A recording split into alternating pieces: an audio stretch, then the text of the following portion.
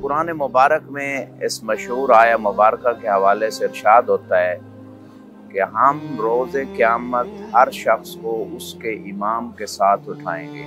کتاب بحار الانوار کی 51، 52 اور 53 جلدیں جن کا تعلق امام زمان علیہ السلام سے ہے، مفصل طور پر اس کتاب میں یہ واقعہ موجود ہے۔ اپنے زمانے کے امام کی معرفت حاصل کریں۔ ہمارے زمانے کا امام کون ہے اس کو پہچانیں۔ اور حدیث متواتر ہے فریقین کے درمیان کہ المہدی من نسلی، مہدی میری نسل میری آل میں سے ہوں گے۔ لہٰذا امام مہدی علیہ السلام کو قائم اس لیے کہا جاتا ہے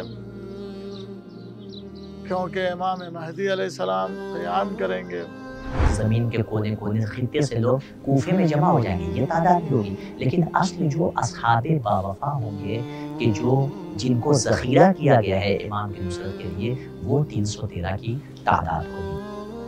تو پروردگار عالم اس ایک دن کو اتنا طویل کر دے گا کہ میرا آخری وارث اس دنیا میں آئے، فَيَمْلَاهَا عَدْلًا وَقِسْطًا، اور اس دنیا کو عدل و انصاف سے بھر دے۔ لیکن وہ تشریف لائیں گے امام علیہ السلام مصیبت جب تبھی جا کر کہیں وہ چیزیں جو احرام مصر میں ہیں وہ ظاہر ہوں گی، وہ پتہ چلیں گی اور وہ سامنے آئیں گی۔ امام انبیاء کے وارث ہیں، ان تمام معجزات کے ذمہ دار ہوں گے جو انبیاء علیہ السلام کے معجزات تھے۔